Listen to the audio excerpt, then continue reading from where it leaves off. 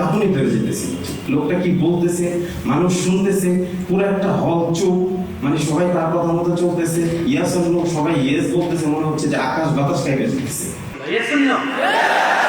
প্রোগ্রামে আসার পরে যে জিনিসটা সবচেয়ে ভালো লেগেছে সেটা হলো স্বপ্ন লেখার কথা। স্বপ্ন লেখা একটা বিশাল প্রভাব পড়ে। সেদিন এতটা ঠান্ডা ছিল যে বৃষ্টির মতো একটু ফোটা ফোটা করতেছিল। তো ওই ঠান্ডার সময় সিরিয়াল ধরে হচ্ছে যে মানুষ এন্ট্রি নিচ্ছে, সব থেকে সুন্দর একটা মানে বিষয় আমার চোখে লাগছে। এটা বড় একটা চ্যালেঞ্জ ছিল আমাদের টিমের জন্য, যে আসলে স্যারের কাছাকাছি বা কোনো প্রোগ্রামে যদি কোনো প্রকার ডিস্টার্ব না হয়, কারণ এখানে বাইরের কোনো সিকিউরিটি ব্যবস্থা ছিল না। লোক তো প্রথমে ভরে গেছিল, অনেক আগে থেকে লোক আসছিল। তারপর যখন গেটটা লাগিয়ে দেওয়া হচ্ছে, তখন আসলে বাইরে থেকে আমার ঢাকা থেকে করছিল গেটটা মোটামুটি বলতেছিল, ওনারাই বলতেছিল যে গেট কিন্তু ভেঙে ফেলতে, আপনাদের এখান থেকে দুজন যান। আমরা একটু ভয় ছিলাম যে আসলে এত মানুষ আসতেছে, ভিতরে যদি আসে একটা হট্টগোল হয়ে যায় তাহলে প্রোগ্রামটা আসলে নষ্ট হয়ে যাবে। ওনার কথার যে মানুষ রেসপন্স করতেছে, এই জিনিসটা আমি খুবই অবাক দৃষ্টিতে দেখতেছিলাম যে উনি যখন ইয়েস বলতেছে সবাই ইয়েস বলতেছে।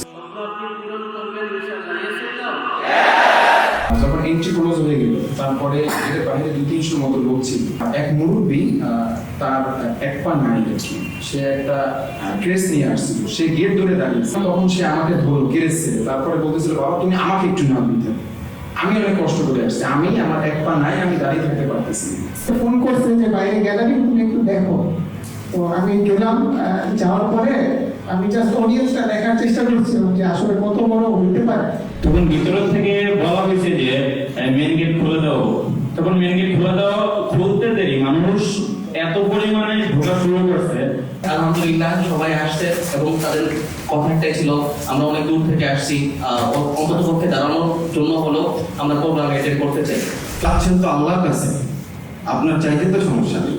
আল্লাহ তো স্যার বলছেন না কালকে, আল্লাহর খাজানা তো অসীম, এর কোনো সীমা নেই। তা আমি ছোট চাবো কেন, আমি চাবো বেশি।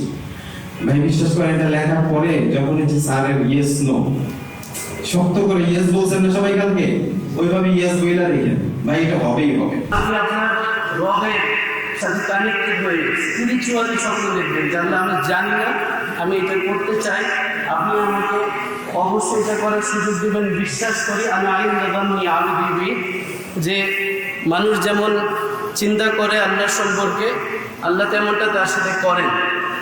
আপনি ওই বিশ্বাসের সাথে করবেন ইনশাআল্লাহ, এবং আপনার স্বপ্নে পৌঁছাবেন ইনশাআল্লাহ। Yes or no?